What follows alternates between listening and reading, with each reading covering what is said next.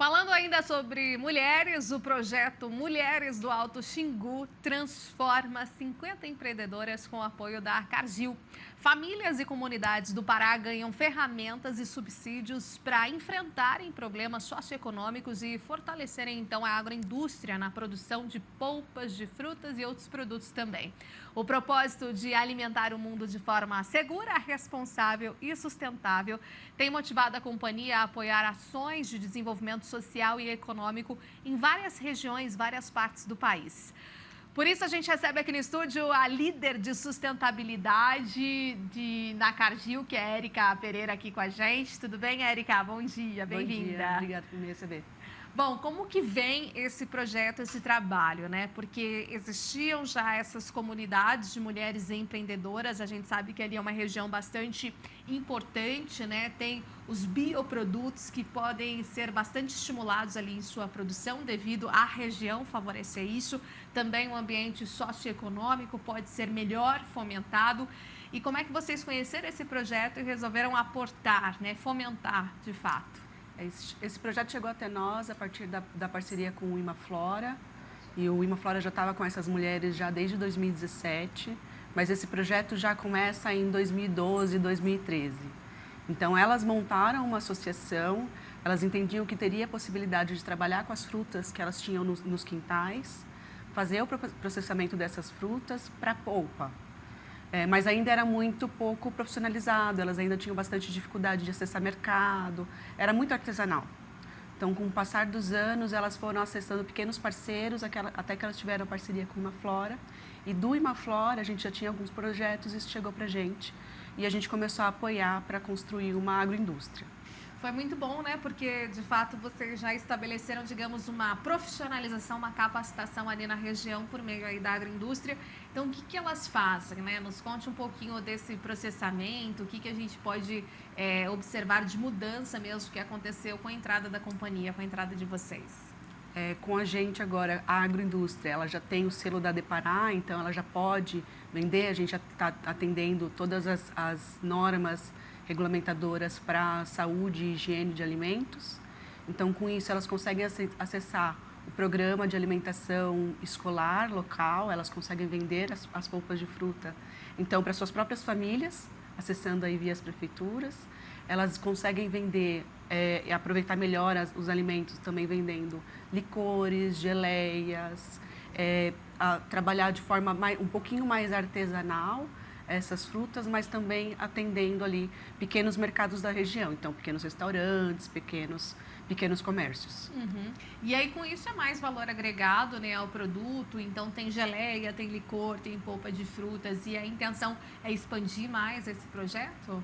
A ideia agora é a gente terminar o processo de profissionalização delas, então tem toda a questão de fazer uma melhor gestão da agroindústria, e dessa agroindústria também elas terem condições de ter um escritório, desse escritório fazer a gestão geral da associação e quem sabe essa associação também se tornar uma cooperativa. Aí, de fato, expande.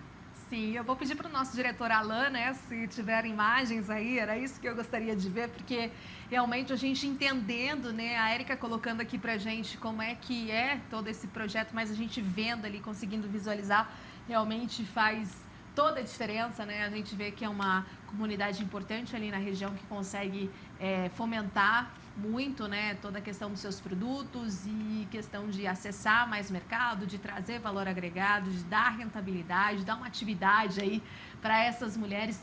A intenção é crescer também o número, né, dessas mulheres empreendedoras, né? Qual que é o diagnóstico, o que a gente pode ter de previsibilidade aí mais para frente? Um sonho que elas trazem é a questão da cooperativa e ter mais polos de agroindústria. Então, elas estão divididas em diferentes comunidades. Hoje a gente tem uma agroindústria que é mais centralizada e algumas delas ainda produzem dentro de casa de uma forma artesanal e leva para essa agroindústria. Então, já deixa pré-beneficiado. A ideia que elas trazem é ter outros polos. Então, essa é uma das coisas que a gente está estudando. E um outro ponto é conseguir expandir os plantios. Então, hoje elas têm um viveiro com 15 mil mudas. E esses viveiros a gente expande os quintais agroflorestais, mas também atende à preservação e recuperação de áreas que foram degradadas, como no caso a beira de rios. Sim. E aí vocês têm projetos semelhantes a esses, né, em outros locais? Esse serviu de grande exemplo para vocês fomentarem outras regiões brasileiras, já que a gente tem muitas particularidades, né? Você citou na questão da cooperativa e o modelo de cooperativismo ele funciona muito bem porque acaba agregando, ajudando, auxiliando toda uma maneira, né, de garantir ali de fato também aquela compra, de ter uma melhor remuneração. Então, outros projetos como este, assim, já estão sendo ampliados, né? Como é que vocês têm visto essa área, já que a gente fala tanto hoje em dia e mais do que falar, por ação mesmo, o modelo ESG, que estabelece toda a questão do social, de governança e ambiental também dentro das companhias brasileiras, em especial do agro, que a gente vê que tem tido uma vanguarda, um protagonismo muito especial. Então, como é que vocês pretendem trabalhar, além desse projeto, outros, né, que fomentem uma versão assim parecida? Nós temos vários projetos de apoio aos produtores, e aí produtores gerais de cacau, né? E a gente vai ter misto mulheres e homens, mas esse modelo é um modelo que a gente entende como uma fácil replicação. Tem vários projetos, várias associações, principalmente na região da Lida Transamazônica, que é onde a gente atua, que é liderada por mulheres. E quando a gente vai olhar essas associações, elas também estão ligadas de uma forma ou de outra com polpa de fruta. O interesse da gente é que a associação com polpas de fruta está ligada em agrofloresta, e das agroflorestas eu consigo tanto o cacau, que é para o nosso negócio de cacau e chocolate, mas também consigo dar vazão a essas outras espécies com essas mulheres. Então, a gente consegue ter diferentes fontes de renda dentro de um mesmo empreendimento.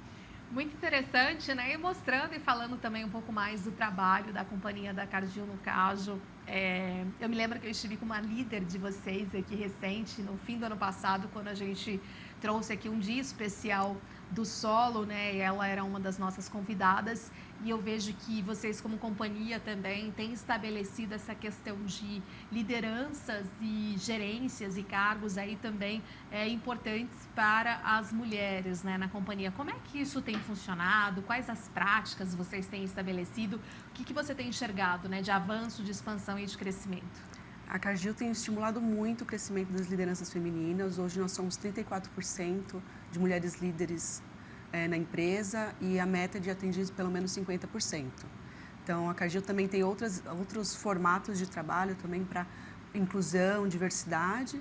E o primeiro grupo montado foi o grupo de mulheres operando no Brasil, o MOB. Como é que você se sente, Érica, sendo líder também do seu segmento, uma história também sua mais pessoal, né? Como é que foi a sua entrada dentro do agro e colocando aqui pra gente um pouco, dividindo a sua história também?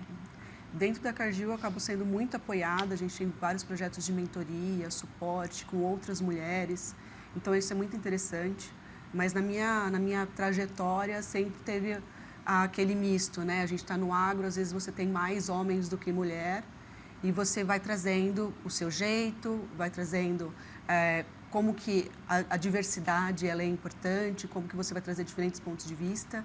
E a gente vai quebrando pequenas barreiras e também vai aprendendo bastante. Então, para mim, são mais de 10 anos em sustentabilidade e tem sido muito prazeroso.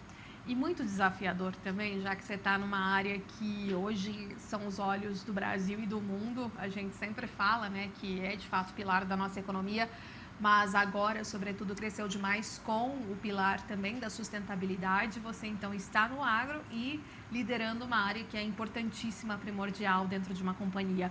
Quais são esses desafios, assim, que a gente ainda encontra, enfrenta, né, para realmente mostrar que o Brasil, de fato, tem uma produção agrícola sustentável? A gente tem vários desafios diferentes, né? Tem coisas que são ainda passivos, de modelos de negócio diferentes, mais antigos, e a gente tem a situação de expandir novas ideias, trazer inovação, trazer um processo também de melhoria contínua, porque tudo que a gente está fazendo, a gente vai resolvendo, mas também tem o olhar de continuar inovando, né?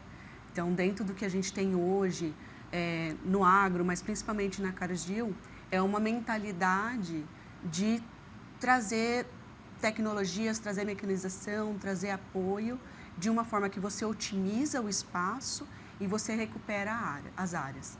O próprio trabalho com cacau, nesse ambiente com agrofloresta, já é um olhar para a gente conseguir ter solução de recuperação ambiental. E a questão do cacau, né, que tem crescido muito, a gente tem visto uma produção brasileira em destaque aqui no mercado nacional e internacional também. Então, por exemplo, não só ali na região do Pará, a gente tem destaque Espírito Santo, sul da Bahia.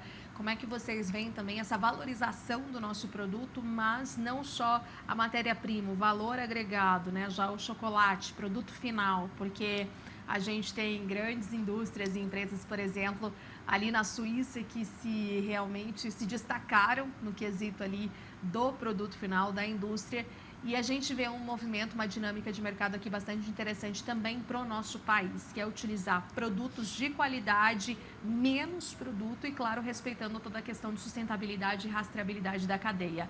Como é que você tem visto essa nova dinâmica brasileira nesse sentido? A gente sente isso principalmente pelo consumidor final, né? Então, a gente consome o chocolate, a gente também quer saber qual é a história por trás desse chocolate, quem que a gente está impactando, o que a gente está fazendo como benefício, o que a gente está trazendo como benefício para aquele chocolate, né? Então, por trás vem toda essa questão de que, ok, o consumidor está pedindo isso, o que a gente precisa fazer? Para o que a gente tem trabalhado hoje em sustentabilidade na Cargill é buscar o apoio aos produtores. Então, hoje nós temos o nosso programa de sustentabilidade, chama Cargill Cocoa Promise, e dentro do Cargill Cocoa Promise, a gente tem diversos projetos de apoio tanto à otimização e melhoria da produtividade, mas também apoio ao produtor para rastreabilidade, melhores práticas de manejo, apoio para ele também conseguir ter a sua própria autonomia dentro do mercado. Uhum. Quantos mais ou menos produtores hoje vocês conseguem suportar, assim, dar um direcionamento, né, do cacau, por exemplo? De forma direta, Isso.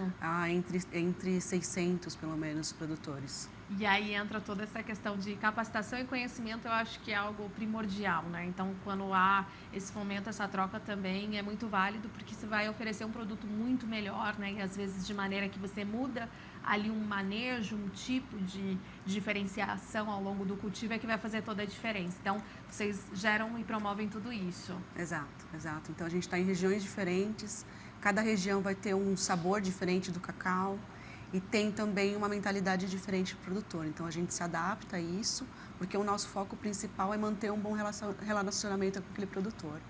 Perfeito. Então, Érica, obrigada, viu, por sua presença e participação ao vivo aqui com a gente no estúdio. Parabéns pelo seu dia, para todas as mulheres também que nos acompanham, nos assistem, as nossas produtoras rurais, todas as agentes aí envolvidas também no segmento do agro.